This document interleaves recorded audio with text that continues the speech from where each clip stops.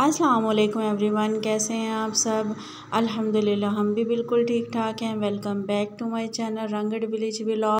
आज फ्राइडे है और इस टाइम हो रहे हैं 7:30 और मैंने आज मॉर्निंग ज़रा लेट की है।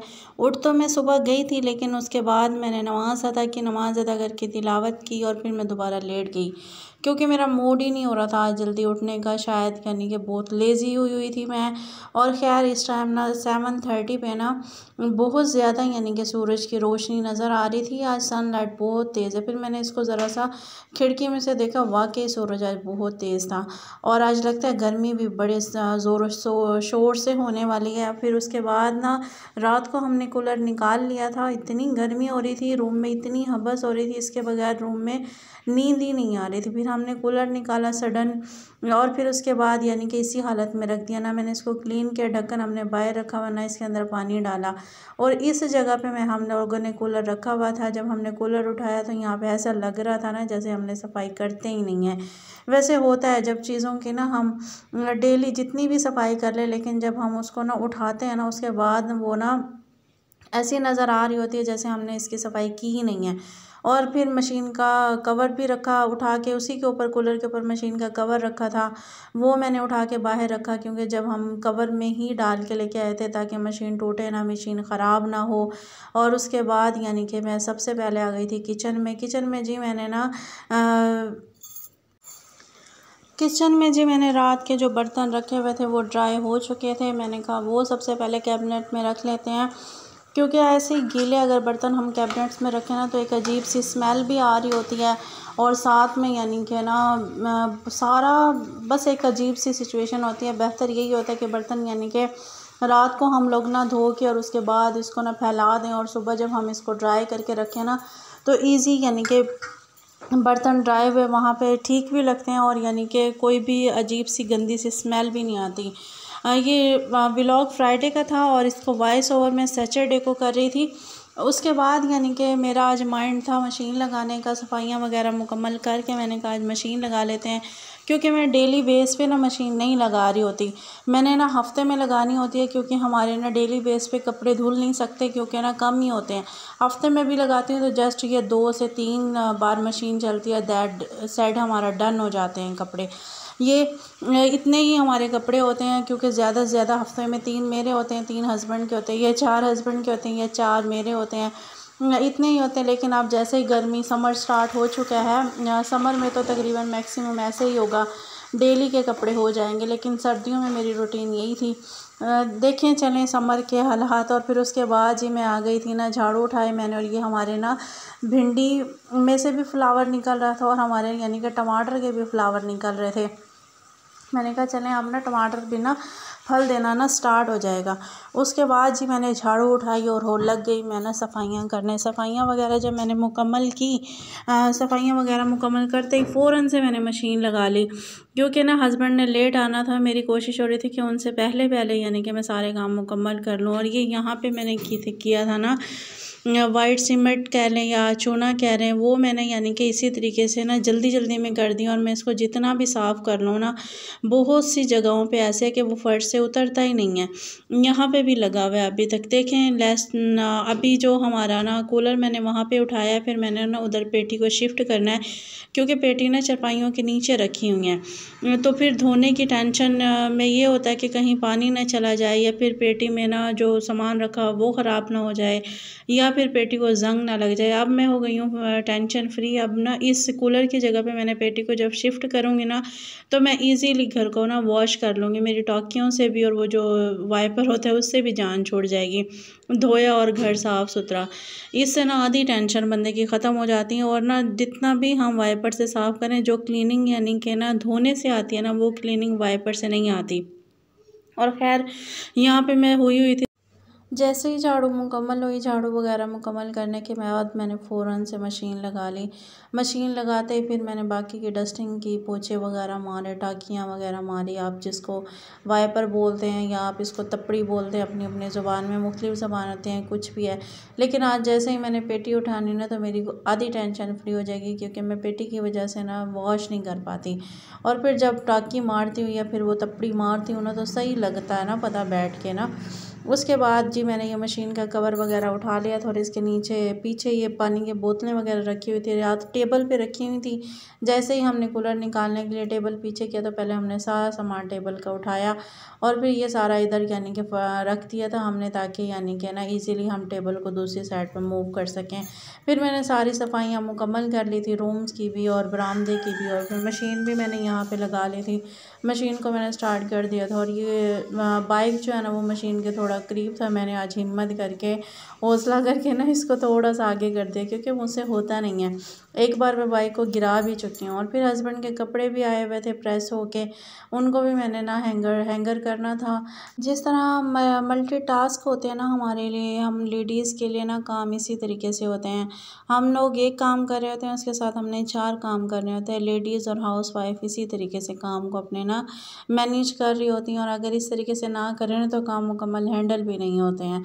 चाहे हम लोग यानी कि पूरी फैमिली में हो, चाहे हम यानी कि अकेले यानी कि हों, हस्बैंड और वाइफ, काम तो होता है प्रॉपर।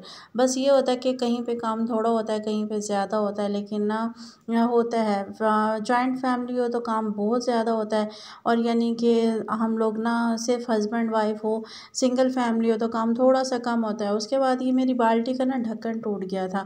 सारे मैंने कपड़े तो हैंगर कर लिए थे, और उसके बाद यानी कि ना मैं किचन में दोबारा वापस आई और ये मेरी बाल्टी का ना ढक्कन टूटा हुआ था, और बाल्टी मेरी बिल्कुल ठीक थी। और यहाँ पे ना जैसा कि मैंने आपको पहले भी बताया था कि यहाँ पे हस्बैंड परमिशन नहीं देते कि ज़्यादा सामान इकट्ठा करना है। तो मैंने कहा चलें इसको मैं ना थोड़ा स्लो ये स्लेशन टेप लगा के देखती हूँ, मैं भी शायद कुछ काम आ जाए। जब ये टूटी हुई थी ना उसके बाद वो ज़्यादा यानी कि ना खोलती थी ना और उसके टूटने के चांसेस थे। फिर ये मैंने उसको सौंफ को और ना ज़ीरे को साफ़ किया था। उसके बाद मैंने इसको थोड़ी देर ज़ीरे को हवा लगाई थी, और ना सौंफ को मैंने धूप में रख दिया था। फिर इसको अच्छे तरीके से साफ़ करके आज मैंने यानी कि दोबारा ना उसमें रीफ़िल कर दिया डब्बों में। उसके बाद मैंने जी रख दिया था साबूदाना, 1 गिलास पानी में ना मैंने तकरीबन 1.5 चम्मच के बराबर साबूदाना यानी कि पकने के लिए रख दिया था। और उसके बाद मैंने ये तुखम मलंगा ना ये मैं साफ़ करना स्टार्ट हो गई थी। मैंने कहा वैसे तो हस्बैंड ने मेरे ना दूध लेना होता है, ना ही कोई और ड्रिंक लेनी होती है। मैंने कहा चलें ये करके देखते हैं। वैसे मैं 2 से 3 दिन हो गए हैं ये बना रही हूँ ना, तो वो ले लेते हैं। और अगर मैं सिंपल से उनको दूध दूँ ना, नहीं पीते हैं। अगर इस तरीके से मैं रूह अफ़ज़ा डाल दूँ उनको, या फिर तुखम मलंगे वाला बना दूँ, या फिर ठंडा करके दूध दे दूँ ना, तो ले लेते हैं। तो फिर मुझे भी नहीं यानी बस मेरे माइंड में भी अब यही चल रहा है कि अगर वो इन्होंने इस तरीके से पीना होता तो चलो मैं इसी तरीके से उनको दे देती हूँ। चले चाय की आदत तो ना, अब तो वैसे ही गर्मियाँ आ रही हैं ना, क्योंकि ना चाय चाय चाय सिर्फ हमने लगाया हुआ था। उनके साथ फिर मैं भी पीती होती थी। इस तरह मैं भी दूध ले लेती हूँ, वो भी दूध लेते हैं। मैंने कहा चले कुछ तो यानी कि दूध के ना बेनिफिट्स होंगे, वरना चाय के थ्रू तो आपको पता है कि ज़्यादा चाय भी नुकसानदेह होती है। वहाँ पे मेरा साबूदाना पक के तैयार हो चुका था। फिर मैंने इसको थोड़ा ही पकाया, उसके बाद इसकी बबल्स यानी कि ना नज़र आ रही थी। फिर मैंने यानी कि तुखम मलंगे को भिगो दिया, और साथ ही मैंने कूलर पानी वाला धो के ना बर्फ़ डाल के वो भी वो कर दिया था। और दूसरी साइड पे कपड़ों का ना एक यानी कि बैच निकल चुका था। मैंने उनको पानी से निकाला और उसके निकालने के बाद उनको सुखाने के लिए आ गई। फिर ये यहाँ पे साथ साथ बाकी के काम भी होते रहे और ये भी होते रहे। फिर कपड़े मेरे वॉश हो चुके थे, और ये तुखम मलंगे के अंदर ना मैंने ना जो दूध रखा हुआ था ना, उस दूध की बलाई निकाल के ना डाल दी इसके साबूदाने के अंदर ना दूध की बलाई निकाल के मैंने डाल दी थी। मैंने कहा ये इस्तेमाल हो जाएंगे। और फिर मैंने अच्छे तरीके से ना ये तुखम मलंगा भी हमारा यानी कि हो चुका था, फूल चुका था अच्छे तरीके से। और उसके बाद मैंने ना शावर भी ले लिया था, कपड़े भी मेरे वॉश हो चुके थे। लेकिन आज कपड़ों के 2 से 3 बैच लगे ना। आज जुम्मा था, फिर मैंने भी यानी कि कपड़े यानी कि निकाले, फिर हस्बैंड ने भी चेंज किए। तो मैंने कहा इसको वैसे ही रखने से बेहतर है, क्योंकि सुबह वाले सारे कपड़े वॉश हो चुके थे। मैंने फिर दोबारा से पानी डाला और सर्फ़ डाला ना उसके अंदर। मैंने कहा ये भी आज मैंने धो के रखने हैं। खैर मशीन सुबह वाले तो सारे कपड़े धुल चुके थे, वो वाले कपड़े पड़े हुए थे इधर। फिर मैं किचन में आ गई थी, हस्बैंड भी आ चुके थे, और इस टाइम तकरीबन ना यानी कि 10:30 हो रहे थे। उनको फिर मैंने आज नाश्ते की जगह ना यही दिया, और उन्होंने बड़े शौक़ से पिया। और उसके बाद ना मैंने थोड़ी देर रेस्ट किया, क्योंकि फिर 11 बजे हमारे बच्चे भी आ जाने, और फिर मैंने 1 बजे तक बच्चों को पढ़ाया। बच्चों को पढ़ाने के बाद फिर मैं दोबारा किचन में आई, और किचन में आके फिर मैंने खाना बनाया। आज मैंने कहा इतनी थक गई थी मैं, सुबह से लगी हुई थी। मैंने कहा आज क्या करते हैं, मैंने सोचा आज ना आलू की चटनी बना लेते हैं। आलू की चटनी वैसे ना मैं 2 से 3 तरीके से बनाती हूँ। चलो मैं आज आपसे शेयर करती हूँ एक तरीका का, वो किस तरीके से करती हूँ। यहाँ पे मैंने यानी कि सारी चीज़ें मिक्स कर ली थी। इसमें थोड़ा सा मैंने रूह अफ़ज़ा डाला, और ना तुख़्म मलंगा डाला, साबूदाना डाला। सब चीज़ों को मैंने मिक्स करके अच्छे तरीके से बर्फ़ डाल के इसको ठंडा करके ना हस्बैंड को, और मैंने ये सुबह का नाश्ता हमारा यही दोनों का यही था। और फिर नाश्ते से जब फ़ारिग हुए तो फिर मैंने दोबारा यानी कि अपने बर्तन यानी कि ये धो लिए थे। बर्तन वगैरह धो के ना उसके बाद ना हस्बैंड कह रहे थे मुझे भूख लग रही थी, फिर एक रोटी का आटा रखा हुआ था, रात का बचा हुआ सालन भी था, मैंने एक रोटी भी उनको बना के दिया, लेकिन वो वीडियो मैंने कैप्चर नहीं की। फिर मैंने यहाँ पे नाश्ते के बर्तन धो के ना उनको सुखा के फिर उसको दोबारा मैंने यानी कि कैबिनेट्स में रख दिया था। कैबिनेट्स में रखने के बाद फिर दोबारा मैं यानी कि बाहर आ गई थी। बाहर आने के बाद मैंने कुछ देर रेस्ट किया, रेस्ट करके बच्चों को पढ़ाया। तकरीबन 1 बजे बच्चे यहीं पे थे, फिर उसके बाद मैं दोबारा किचन में आ गई थी। और आज मैं आलू की चटनी बना रही हूँ, क्योंकि इससे ज़्यादा ईज़ी मुझे कुछ नहीं लगा। और ना अगर दूसरी चीज़ें बनाते ना तो मुझे यहीं पे 4 बज जाने थे किचन में। मैंने सारी चीज़ों को, आलूओं को, प्याज, टमाटर, हरी मिर्चें और रेगुलर मसाला हमारी जैसे लाल मिर्चें होती हैं, हल्दी होती है, नमक होता है और पानी, इन सारी चीज़ों को ना मैंने एक साथ यानी कि ना रख दिया था कवर कर। जब इसका पानी ड्राई हो गया था, हमारे टमाटर, प्याज और आलू वगैरह जब सब कुछ गल चुका था ना, तो फिर मैंने इसके अंदर ना 4 अंडे यानी कि बॉयल करके उसको कटिंग करके पीसीस की सूरत में वो मैंने ऐड किए थे। जब मैंने इसको टोटली यानी कि भुनाई कर लिया था ऑयल डाल के, जैसे हम अपने मसाले की भुनाई करते हैं, सिंपल हम सालन की भुनाई करते हैं, सेम वैसे ही मैंने किया था इसके अंदर, और मैंने कुछ नहीं किया। और फिर लास्ट में मैंने इसके अंदर ज़ीरा भी शामिल किया था, और ना धनिया अवेलेबल नहीं था तो मैंने धनिया डाला ही नहीं है। भुनाई करके जस्ट हमारा ये सिंपल सी चटनी भी थी, ये सिंपल सा सालन भी था, और इजीली हमने यानी कि मुझे तो बहुत पसंद है। और जब मुझे लेट हो रहा होता है ना, बहुत सी सब्जियों में भी ऐसे ही करती हूँ, जैसे मैं गोभी में भी कर लेती हूँ, और मिक्स वेजिटेबल होती है जैसे हमारी गाजर होती हैं, मटर और आलू वगैरह, जिस तरह हम गोश्त बनाते हैं सेम वही प्रोसीजर होता है। जब वो सब चीज़ें गल जाती है तो उसके अंदर ना पानी डाल के ना मैं भुनाई कर लेती हूँ। इतना मज़े का टेस्ट होता है ना, आप लोग कभी ट्राई करके देखिएगा। आप लोगों को समझ आए, आप लोगों को पसंद आए तो ट्राई करके देखिएगा, बहुत मज़े का टेस्ट इस तरीके से आता है। खैर जब यानी कि ये सारा हो चुका था, उसके बाद मैंने आटा गूँधा। इसको रखने के बाद आटा गूँध के फिर मैं यानी कि थोड़ी देर में रूम में आई, और फिर मैंने रूम की सफाइयाँ वगैरह दोबारा की, क्योंकि बच्चे आए थे। और फिर यानी कि वो बच्चे ना रेस करते हैं, और ना पेंसिल रेस करते हैं, कागज़ और यानी कि कॉपी के कवर्स वगैरह, कागज़ वगैरह वो फेंक देते हैं। वो सारे करके फिर मैंने रोटी बना ली थी, और मुझे ना ये सारा काम करते करते घंटा लग गया था।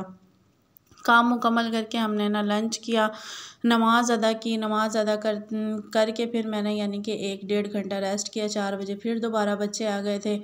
बच्चे आने के बाद फिर यानी कि वो गए 7 बजे, और शाम को जस्ट यही रखा हुआ था मेरे पास सालन ये चटनी कह लें आप इसको। इसी से हमने यानी कि जस्ट मैंने सिर्फ रोटियां बनाई हैं। रोटियां बनाने के बाद हमने ना इसी से रोटी खाई है। ये थी मेरी सिंपल सी सादा सी रूटीन। और ना आपको पसंद आए तो लाइक, शेयर और सब्सक्राइब कर दीजिएगा। दुआओं में याद रखिएगा, अपना ख्याल रखिएगा। मेरी तरफ से अल्लाह हाफिज़।